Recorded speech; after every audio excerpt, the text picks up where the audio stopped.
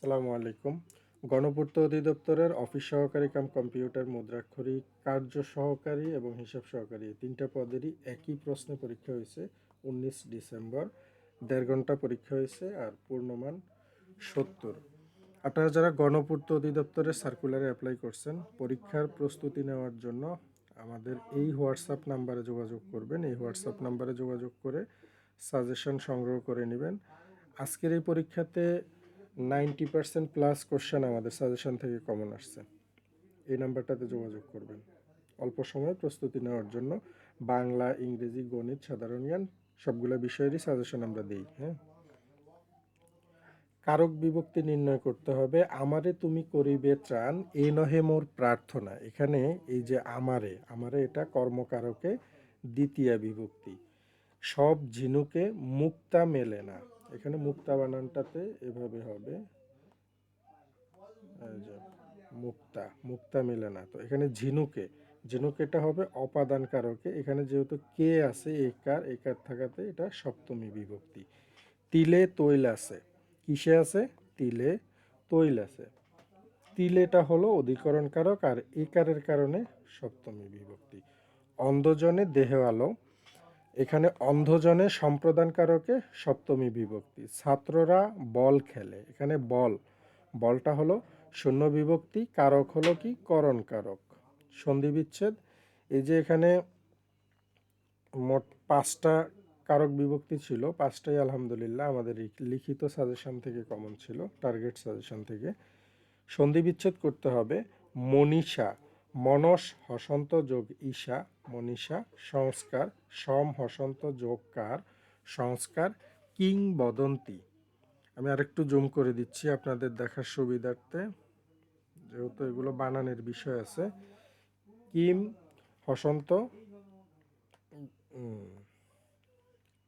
বদন্তি, কিংবদন্তি। হ্যাঁ, দুরবস্থা, দু বিসর্গ যোগ অবস্থা, দুরবস্থা। উপরযুক্ত, উপরি যোগ উক্ত, উপরযুক্ত। 5টা সন্ধি বিচ্ছেদই আলহামদুলিল্লাহ আমাদের সাজেশন থেকে হুবহু কমন ছিল। শুদ্ধ বানান করুন। মরুদ্যান, মরুদ্যান শুদ্ধ বানান এভাবে। মনকষ্ট শুদ্ধ বানান। আর প্রত্যুৎপন্নমতি এগুলোও কমন আসছে। কৃতিত্ব আর ইতোমধ্যে, 5টাই আলহামদুলিল্লাহ কমন শুদ্ধ বানান। বেশ বাক্য সহ সমাস নির্ণয় করতে হবে, এটার একটু জুম আউট করতে হবে।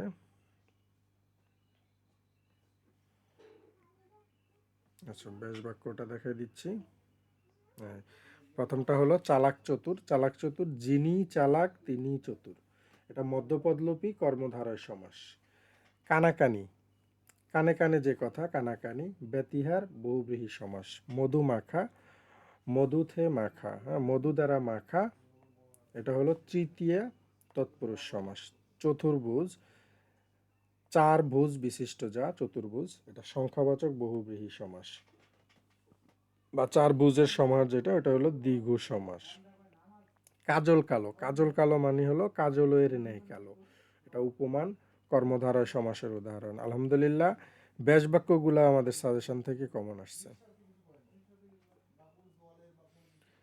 ইংরেজি 20 মার্কের প্রশ্ন ছিল। অ্যাপ্রোপ্রিয়েট প্রিপোজিশন দিয়ে শূন্যস্থান পূরণ করতে হবে। He is dash a trip, he is on a trip dash Khulna, to Khulna. You should not run depth, run into depth, খুবও কমন আসছে দুটোটা। The goat was run dash by car, over. Have you ever been dash New York, এটা হবে কি two new York, একদম হুবহু common আসছে ইংরেজি পার্ট থেকে। এরপরে কারেক্ট সেন্টেন্স আছে। I have seen him yesterday, এটা কারেক্ট হবে কি? এটা ইনকারেক্ট। কারেক্ট হবে I saw him yesterday. He is sleeping for 2 hours, এখানে ইজ হবে না, হবে কি has been sleeping for 2 hours. One of my friend are present, এখানে ফ্রেন্ডস, ঠিক আছে, ওয়ান অফ মাই ফ্রেন্ডস, এখানে আর হবে না, হবে is. A red and blue pen is needed, blue pen are needed, এখানে এটা ইজ হবে না। মেক সেন্টেন্স উইথ মিনিং, যেটাকে প্রেসিডিয়ামও বলা যায়। দেখেন, ক্রোকোডাইল টিয়ার্স একেবারে হুবহু কমন আসছে। ক্রোকোডাইল টিয়ার্স, এটার অর্থ হলো মায়া কান্না করা বা ভণ্ডামি। Never believes the crocodile tears of fraud. Gala day মানে হলো উৎসবের দিনকে গালা ডে বলা হয়, বা independence day. Independence day is a gala day for all citizens of the country. No stone unturned, এটার অর্থ হলো চেষ্টার কোনো ত্রুটি না করা। The police left no stone unturned to find the missing child. মানে বাচ্চাকে, নিখোঁজ বাচ্চাকে খুঁজে পাওয়ার জন্য পুলিশ কোনো চেষ্টার কোনো ত্রুটি করে নাই। গো টু দ্য ডগস, এটার অর্থ হলো গোল্লায় যাওয়া। If you don't change your bad habit your life will go to the dogs. Opposite ওয়ার্ডগুলো দেখাই দিচ্ছি। এখানে দেখেন,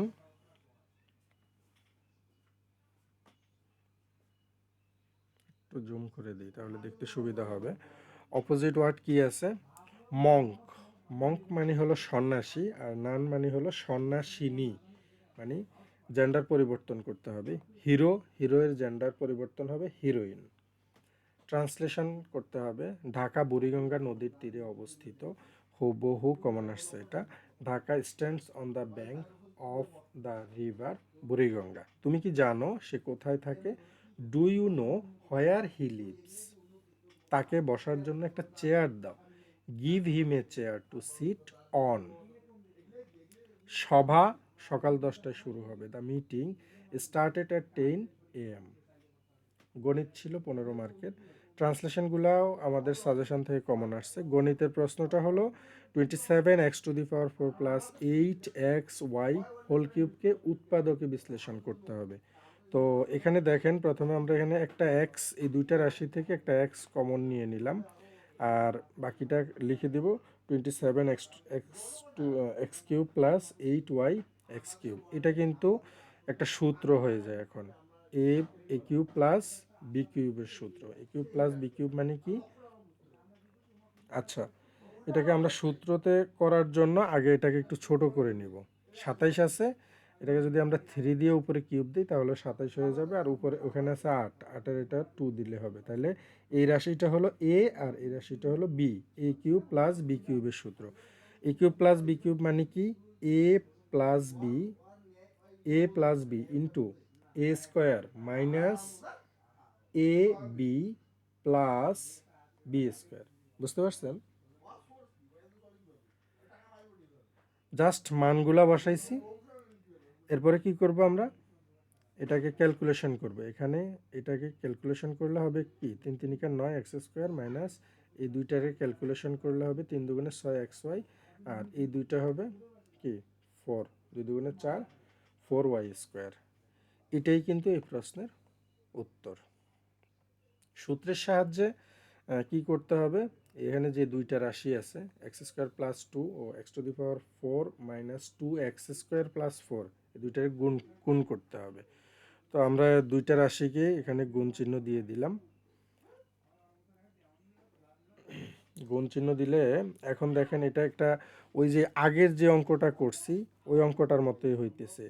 এ plus B into A square minus A B into minus A B plus B square. এটা কি? সূত্রটা হলো এ কিউব প্লাস বি কিউব। এই সূত্র হয়ে গেছে না? আগের অঙ্কটা যেভাবে করছি, এই যে এ কিউব প্লাস বি কিউব হয়ে গেছে। এখন আমরা এখানে কি করব? এক্সের উপরে স্কোয়ার আর কিউব আছে, এই দুইটারে 3 2 6 এটা হয়, আর হলো 2-এর উপরে কিউব থাকলে 8। পরবর্তী সংখ্যাটা কি? পরবর্তী ম্যাথটা হলো এই যে দেখেন 5a minus 6b minus 7c, এটার বর্গ নির্ণয় করতে হবে। বর্গ নির্ণয়ের ক্ষেত্রে আমরা কি করব? প্রথমে এখানে প্লাস দিয়ে দিব, যেহেতু এগুলো মাইনাস আকারে আছে এখানে সবগুলাতে প্লাস থাকবে। হ্যাঁ, এখন আমরা কি করব? এটা a plus B plus C whole square, A plus B plus C whole square, এটা একটা সূত্র। সূত্রটা কি আগে দেখে নিই, তাহলে অঙ্ক বুঝতে সুবিধা হবে। এই সূত্রটা হলো A square plus B square plus C square plus 2ab plus 2bc plus 2ac, এটা হলো সূত্র। সূত্রটা দেখে ফেলছেন, এখন সূত্র অনুযায়ী জাস্ট বসাই দিবেন এখানে, ঠিক আছে? আরেকটু ছোট করে নিই, তাহলে আপনাদের দেখতে আর একটু সুবিধা হবে। হ্যাঁ, এই যে সূত্র অনুযায়ী আমরা জাস্ট বসাই দিলাম।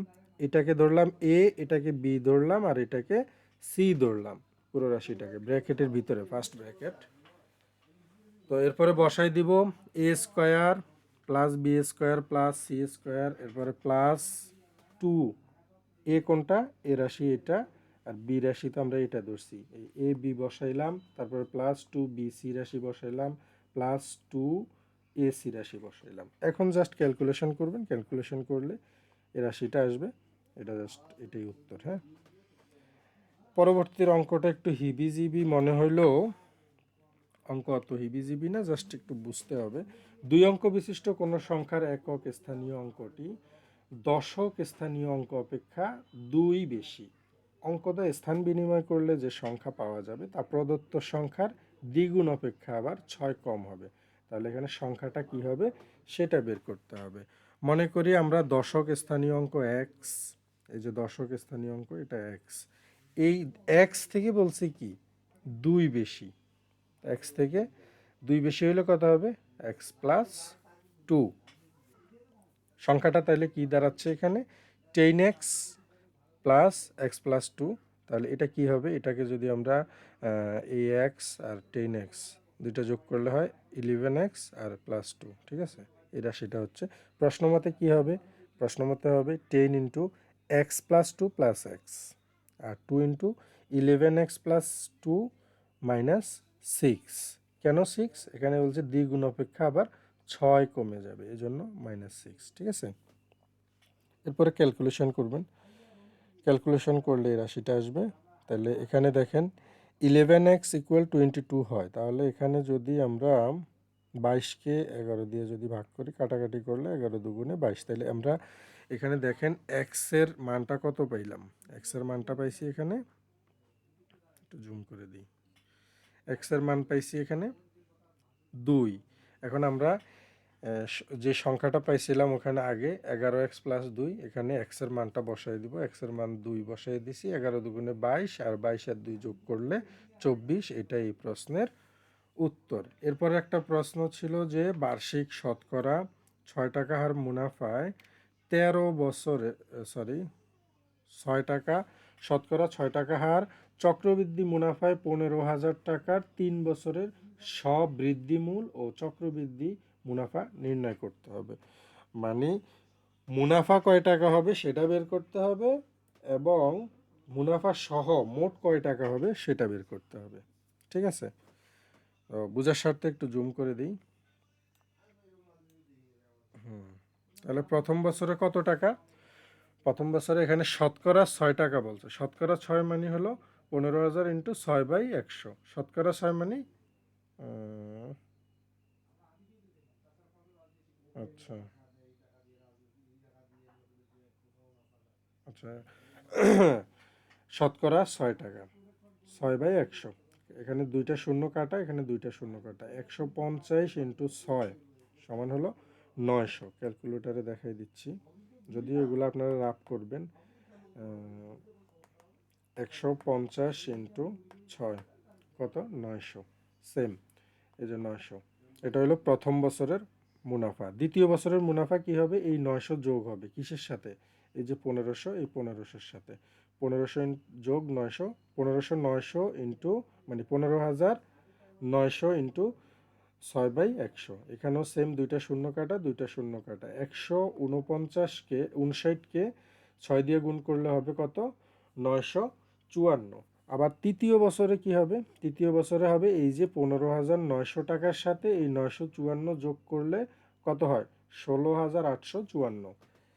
এটাকে ভাগ করতে হবে 100 দিয়ে, প্রথমে এটা এই রাশিটাকে ভাগ করবেন, ভাগ করে এরপরে যেটা হবে ওইটাকে আবার 6 দিয়ে গুণ করবেন, তাহলে হবে 1011.24 টাকা। এটা কি কি পাইলাম আমরা এখানে, প্রথম বছরে পাইলাম 900, দ্বিতীয় বছরে পাইলাম 954, তৃতীয় বছরে পাইলাম এটা। এই তিনটাকে যোগ করলে হবে মোট চক্রবৃদ্ধি মুনাফা কত 28,865 টাকা 24 পয়সা। এটা হলো মোট চক্রবৃদ্ধি মুনাফা। এখন সবৃদ্ধি মূল এটা কি হবে, এই যে মূল টাকা 15,000, এই 15,000-এর সাথে এই যে চক্রবৃদ্ধি মুনাফা যেটা, এটা যোগ করে দিবেন। যোগ করে দিলে কি হবে, এটা যোগ করলে হবে 17,865.24 টাকা। তাহলে আমরা কি কি পাইলাম, প্রশ্ন আমাদের কাছে চাইছে যে লাভ সহ মোট কয় টাকা, লাভ সহ মোট হলো 17,865 টাকা 24 পয়সা, আর 3 বছরের মুনাফা হলো 2,865 টাকা 24 পয়সা। এই প্রশ্নটাকে কিন্তু আরও একটা পদ্ধতিতে সমাধান করা যায়, যেটা শর্টকাট, সেটা হলো এভাবে 15,000 প্লাস 15,000 ইন্টু 1 প্লাস 6/10।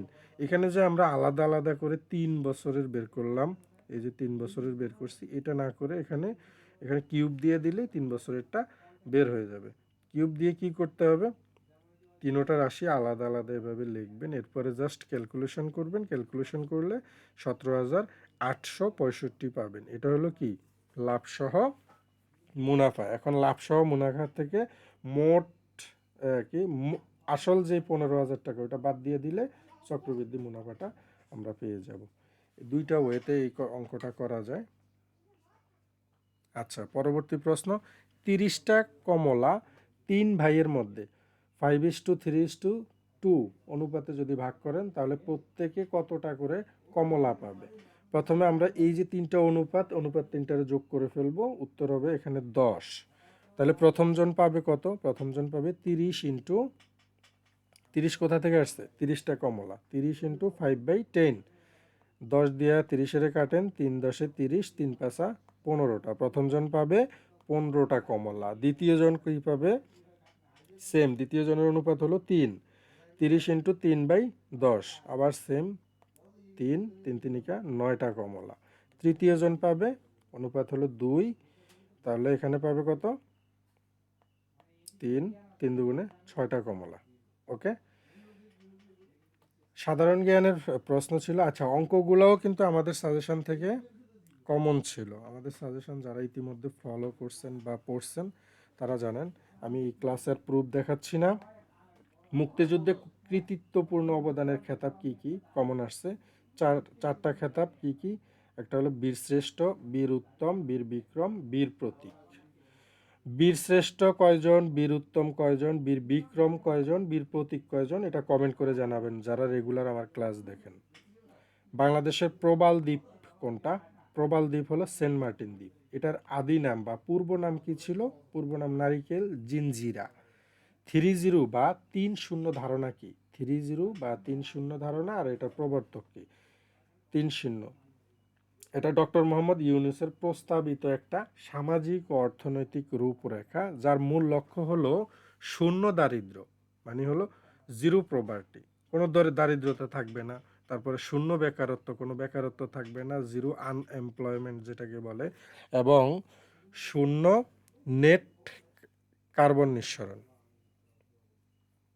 এই তিনটা মিলে হয়েছে 30 থিওরি বা 30 তত্ত্ব ডক্টর মোহাম্মদ ইউনূসের। রাতারগুল কি আর কোথায় অবস্থিত, রাতারগুল হলো বাংলাদেশের একমাত্র মিঠা পানির জলাবন বা ফরেস্ট, যেটা যা সিলেটের গোয়াইনঘাট উপজেলায় অবস্থিত। আর জাতিসংঘের নিরাপত্তা পরিষদের মোট সদস্য কয়টা, মোট যখন বলবে তখন স্থায়ী এবং অস্থায়ী দুইটাই লিখতে হবে। স্থায়ী সদস্য আছে 5টা, অস্থায়ী সদস্য আছে 10টা, মোট আছে 15টা। এই হলো পুরো প্রশ্নের সমাধান। আর যাদের সাজেশন লাগবে তারা আমাদের এই হোয়াটসঅ্যাপ নাম্বার অথবা এই হোয়াটসঅ্যাপ নাম্বার, এই দুইটা নাম্বারই আমাদের এখানে যোগাযোগ করে পিডিএফ কপি নিতে পারবেন। আবার যাদের হার্ড কপি লাগবে তারা হার্ড কপি কুরিয়ারে নিতে পারবেন।